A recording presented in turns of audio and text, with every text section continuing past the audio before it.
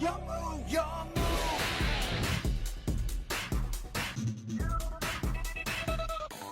What's up guys, it's Rogue here, back at it again with another amazing video on the channel. So, right on the money, right on schedule, we have a brand new video for you guys.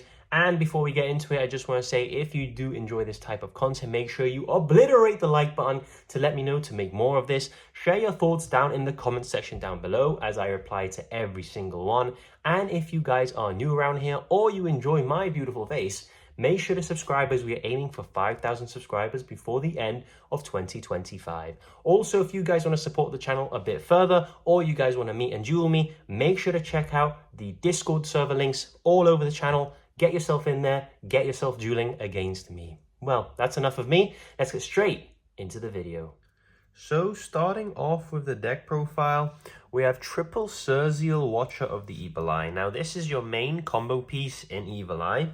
There are ways to combo without her, however, she is really the heart and soul of this entire deck. What does she do? Well, on normal summon, which is a bit annoying, because if it was on special, there would be really cool ways to abuse this, because this effect isn't once per turn. You can add one Evil Eye card from your deck to your hand, except herself. Now, that's any Evil Eye card, not just monsters. That's a spell, that's a trap, that's absolutely fantastic. If this card is equipped with Evil Eye of Selene, quick effect, you can target one special summon monster your opponent controls and destroy it. This effect is a hard once per turn. And then once per turn, during the next standby phase, after this effect was activated, you have to destroy one card you control mandatory. So this is the thing with Evil Eye. You sort of want to get your monsters out and equip them with the Evil Eye of Selene. Now, the Evil Eye of Selene is very interesting because it gives you insane protection, and your monsters, it gives them the extra bonus effects. However, then you do have to pay the cost with life points, and during the standby phases, you do have to mandatory destroy cards or negate cards you control as a sort of cost of having such a powerful effect. Now, there are ways to abuse this. There are ways of gaining advantage, which I will explain throughout the video. For example, this card in combination with the field spell is fantastic because you're forced to destroy your own field spell, and then when your field spell is destroyed, it can pick up any Evil Eye monster straight from the graveyard as well. So you can use the sort of costs and negative effects of these cards as a bonus, which is fantastic. But Evil Eye Cerzial, Watcher of the Evil Eye, is a fantastic 3-of. Play her no less than 3 if you want to play this deck seriously. We have, for the level 3 extenders, double Basiltris because it's the best one. Basiltris is a combination of the other 2 extenders, so I think that's like a really cool lore-wise. I really love the lore when they do that. It is a level 3 Dark Fiend, and if you control an Evil Eye monster and this card is either in your hand or graveyard, on a quick effect, you can special summon this card but banish it when it leaves the field. Now, there are ways to get around this because Xyz material counts as not being on the field, but it also is on the field. So that's a really interesting way of getting around the banish effect. If you use this for any rank 3 Xyz material, it will simply go back to the graveyard and then you can use it again. And that is sort of the idea behind this Evil Eye build, is we have Evil Eye, we're going to do our really powerful combo, set up a nice board, and then we're just going to keep spamming level 3s because all these cards, well, at least the other extender can special summon itself from the grave every single turn, banish when it leaves the field, but not if we use it as Xyz material. So that is sort of the way we're going to be going with these cards.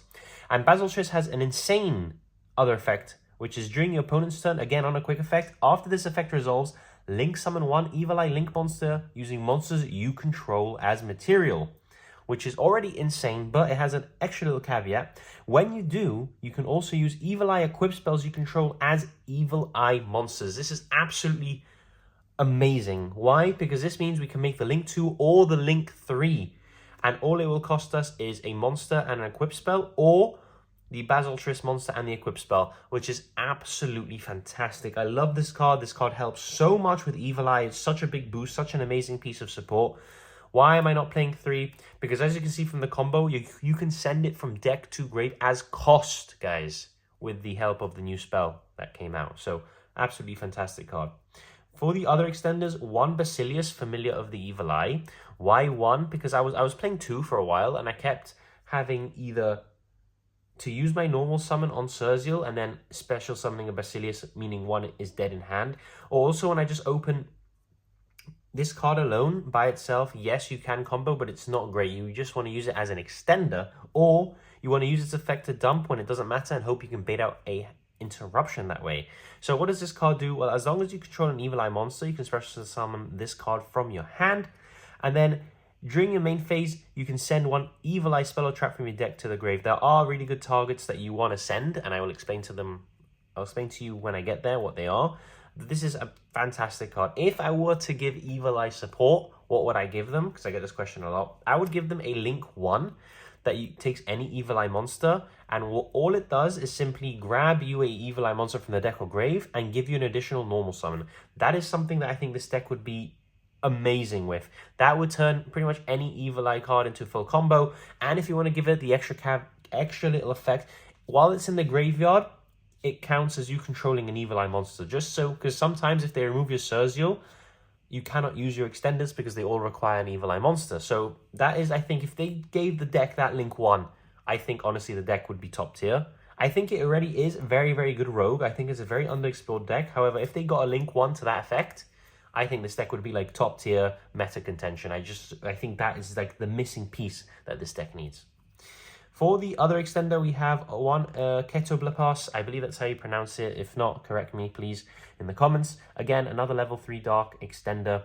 You can target an Evil Eye spell trap you control, and then once until the end of the next turn, it cannot be destroyed by opponent's card effects. This is really good. It would be even better if it could be targeted, because SP is a thing, so they can just target it and banish it, which is really annoying. However, it is what it is. You get destruction protection, which is nice.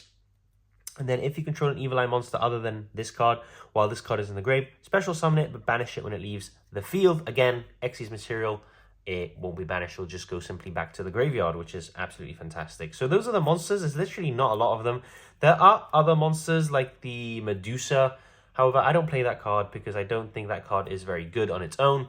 I think that that's a very win more card or very situational card at best. So if we got that Link 1, maybe you'd play it, to be honest with you. It's good graveyard disruption. However, until then, we're just going to be rocking these 7 monsters. For the field spell, yes, Konami did justice on this. They have a field spell that on activation adds an Evil Eye monster from deck to your hand. That is so good for consistency reasons. You have no idea. Decks that don't have a field spell like this usually suffer from consistency. So having a field spell like this is absolutely amazing. And then it has a bunch of other effects which don't really come up too much. The destruction one does, but this one definitely doesn't, which is once per turn during damage calculation, if your Evil Eye monster is attacked while Evil Eye of Selene is in your spell and trap zone, you can make the battle damage you take also inflicted to your opponent. That, I think, out of like the hundreds of duels I've done with this deck, that's maybe like won me a game like maybe twice. It's really random when it does, and it's hilarious. However, it doesn't come up. And then if this card in the field zone is destroyed by card effect, just any, yours or your opponent's, target an Evil Eye monster in your graveyard and add it to your hand. Fantastic card. You play it at 3. No ifs, buts, or maybes. Just you play it at 3. For another card we play at 3, we have Triple Evil Eyes Unleashed. This is the best Evil Eye spell in the deck, and it's not even close. What does it do? It sends an Evil Eye monster and Evil Eye spell trap from your deck to the grave as cost, and then you add an Evil Eye equip spell from your deck to your hand. That is custom. This is a custom card, guys. They can't even they can Ash Blossom this after you've sent your really good spell dump and your monster dump to the graveyard. What are they going to stop you? They're going to stop you adding an Evil Eye of Sergio to your hand? Okay, whoop-de-doo. Banish the spell and then rotor anyway for another spell trap. This card is absolutely fantastic. And then it does have a little bit of an annoying effect, which is each time you activate a non-Evil Eye card or effect, you lose 500 life points. That is really important in time, so just please keep that in mind. And then if you link summon an Evil Eye Link monster, you banish this card from your grave, equip an Evil Eye equip spell from your graveyard to an Evil Eye Link monster you control. Custom effect again. 2 custom effects in 1 card is amazing. Why is that important? Because then when you quick effect Link summon during your opponent's turn, you need to have a Sergio equipped to your Link monsters to give them those amazing quick effects. This can just banish itself, target the Evil Eye of Sergio, put it straight onto the monster, and immediately they're off to the races, just like that, which is amazing. I love this card. For the equip spells, we have double Gorgiano and 1 Selene. Yes, Selene is very important. However, we have so much access to Selene, and it can reset itself from the graveyard that we only need the 1. And Evil Eye of Gorgiano, you don't play 1 because you always dump 1 in your combo, and you always need to add an equip spell. The annoying thing about Unleashed is, yes, you can dump any spell, but it needs to add an equip spell. If you open all 3 equip spells, like it's happened to me a couple times, you just can't use Unleashed, which is really annoying. But the less equip spells you play, the less you'll see them in your hand. But there's also the chance that you just draw all of your equip spells from the deck. However, that is just the thing with Evil Eye. That's like the one really bad thing about Evil Eye. Not that it doesn't have power, because it does. Not that it isn't consistent, because it is. It's the fact that you have to play equip spells. But you know what? They're okay, because Evil Eye of Selene, I'm going to read you what it does, and you're going to see why this equip spell is worth playing. So you can equip only to an Evil Eye monster. That monster cannot be destroyed in battle or card effects, and cannot be targeted by card effects. That's already insane protection. And then each time you activate the equipped monster's effect, or you activate another Evil Eye spell or trap, that monster gains 500 attack and you lose 500 life points. And this attack is permanent, even if this card leaves the field. So that is insane. This is how you get Serziel to like 4 or 5k really in like 2 turns. It's amazing, and it can just beat over everything. And then if this card is in your graveyard, pay 1000 life points, banish an Evil Eye spell trap from your grave, set this card back to the field, and it doesn't banish when it leaves. So you can always just recur this, which is amazing. And then Evil Eye of Gorgiano is arguably just as good as Selene, if not better. And then again, can only equip to an Evil Eye. Its name becomes Evil Eye of Selene while in the spell and trap zone, so you can equip Gorgiano and it's basically Selene. And then while your life points are lower, the equipped monster gains attack equal to the difference. So that comes up. It doesn't give the targeting protection though, which is, it's annoying. However, it has a really good graveyard effect. If this card is in the grave, banish this card, discard an Evil Eye card, that's the cost, add an Evil Eye spell trap from your deck to your hand. So sometimes the discards come in super clutch. Like if you have that extender that can summon itself from the grave, just discard that. If you have the extender that can only summon itself from the grave, just discard that. So amazing equip spells. I have literally no complaints apart from the fact that they are equip spells. For the other spells, we play 1 Evil Eye Awakening and 1 Evil Eye Retribution. I believe these are mandatory to play. At least Retribution. Some people don't play Awakening, and I think you're just really brave. If they remove Serziel from the field, you really don't have another way unless you change your quick effect extenders to get another Evil Eye on board. This is where Awakening comes in super clutch and why you need to play it. So what does Awakening do? It simply special summons a Evil Eye from your hand or grave, or if Selene is in the spell and trap zone, you special summon an Evil Eye from your deck. So really nice, and you can always just search it with Serziel. This into Detonator is actually pretty good because your normal Serziel effect, they Detonator, you search Awakening, use Awakening, reborn Serziel. There you go, you got Serziel back, which is really nice. And then we have the Evil Eye Retribution, which is your spell and trap negate. I wish it did everything. However, that I think that just... You know what? Would it even really be that broken in Evil Eye? Probably not. Just let it negate everything, Konami. But no, it only does spells and traps. While you control an Evil Eye, negate the activation, and if you do, destroy it. And then it has the bonus effect, which you might think like, yeah, wow, it's amazing, until you realize it's a counter trap anyway. If Evil Eye of Selene is in the spell and trap zone, this card's activation and effect cannot be negated. In my opinion, that isn't necessary. You know, what are the chances you're going to be using this? Like in the later turns, the opponent has a Solemn Judgment. If they do, they can't respond, which is great. However, I think the Evil Eye of Selene effect should be just reset the card. If it did that, oh my god, we would be cooking. However, it doesn't do that. But that's okay. So this is the Evil Eye engine. I think this is a very powerful engine. This is like, I think, a really underexplored engine. Just one normal summon gets you like full combo. You can respect Nib if you want as well. Gets you follow up. It's just so good. I really love this engine. And I think what holds it back is the fact it has to play equip spells, and the fact that I think it really does need a Link 1. For the hand traps, we play Triple Ash because Ash Blossom is Bay, and Ash Blossom really kills a lot of rogue decks, to be honest. One good Ash can slow down the opponent so much, it's absolutely incredible. We play Triple Dominus Impulse again. We are basically a full dark deck in the main, at least. So Dominus Impulse is absolutely fine because it basically only stops the earth, wind, or light. So we are fine. What does it do? When your opponent activates a card, you activate this card from your hand. When a card or effect is activated that includes a special summon of a monster, you can negate that effect. And if you have a trap in your grave, destroy it. This works really well with Retribution because you'll use Retribution first, or you can use an Imperm first, which is coming up, and then you have the Impulse for the negate and destroy, which is amazing.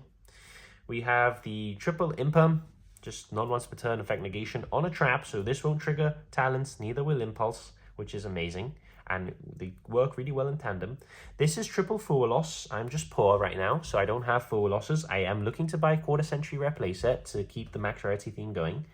However, until then, I'm just going to pretend that they're there, and you guys are going to be okay with it. But Triple Foolos is amazing, just a like pseudo maxi, so why not play them?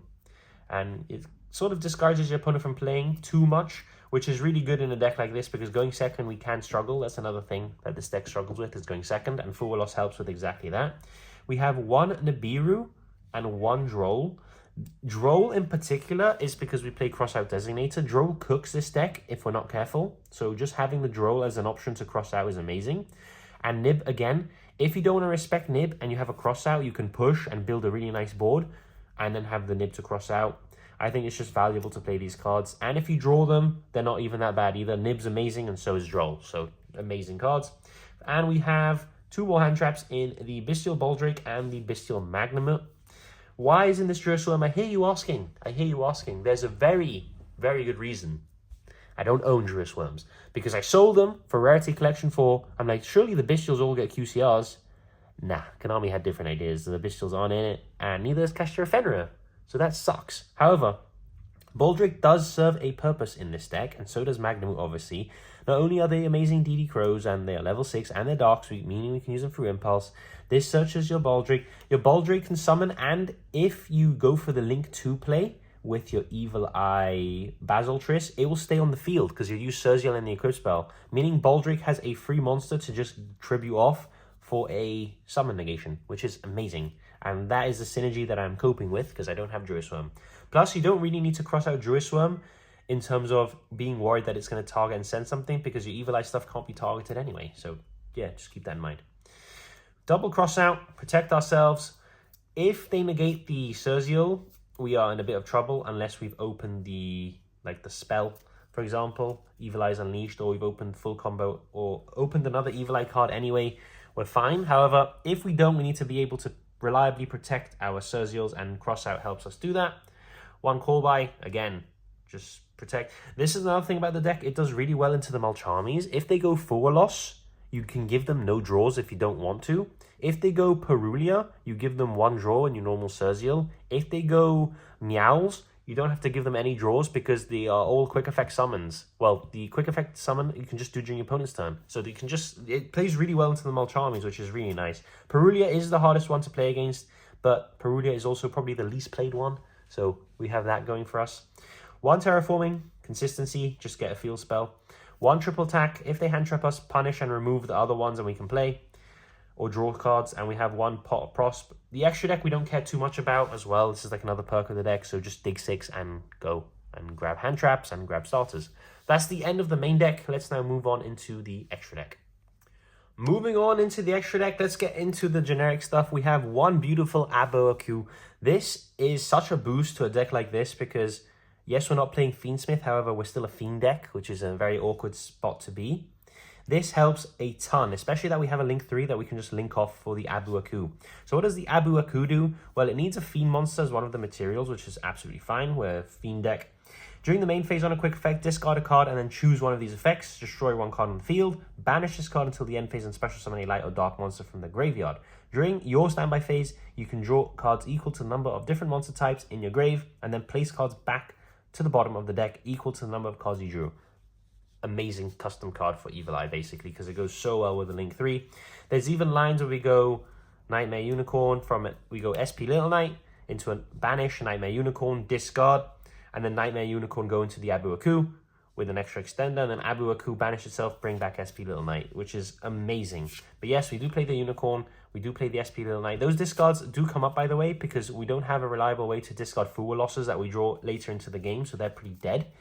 We can now use them for discard fodder from the Nightmare Phoenix and the Aboaku as well. Or the Nightmare Unicorn, sorry, not the Nightmare Phoenix. For the Evil Eye stuff, we play one Zerasil, which is like a Dryden on crack, and it's super easy to make now. If this card is linked someone using a monster with 2,600 or higher attack, which the Surziel will get there with 3 activations of the Evil Eye of Selene, it can make a second attack during each battle phase, so it just permanently has 2 attacks. If this card is equipped with Evil Eye of Selene, quick effect, target one card your opponent controls and destroy it. And then, once per turn during your next standby phase, you can negate the effects, well, you have to negate the effects of one effect monster this card currently points to. If your opponent isn't careful, you can, for a mandatory effect, negate one of your opponent's cards, which is amazing. We have one Gorgon, beautiful Starlight Rare, Empress of the Evil Eyed. This takes 2 monsters, gains 100 attack for each Evil Eye card in your grave with a different name, so it can get pretty big.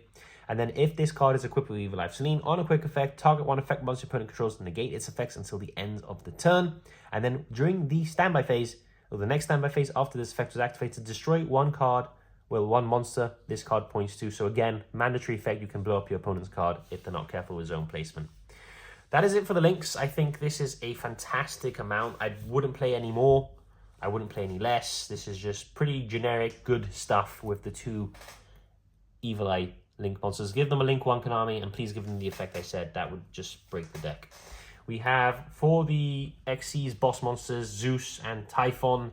We are sort of an Xyz focused deck as well, so we can easily go for Zeus plays. And Typhon is just a way to, if our opponent stops us, slap a Typhon, battle over something, bounce something, and pray. That's what I think Typhon is good for.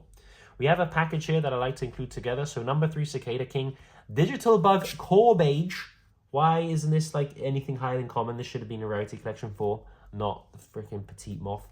And we have the Full Armored Dark Knight Lancer. So this is a nice package because Dark Knight Lancer is whenever a monster is equipped with an equip spell, we can attach one monster your opponent controls as material. We can do that during both turns, remember, as well. So we can get really good use out of Lancer. Digital Bug Core Beige is basically we can slap it on top of a Cicada King by detaching its materials.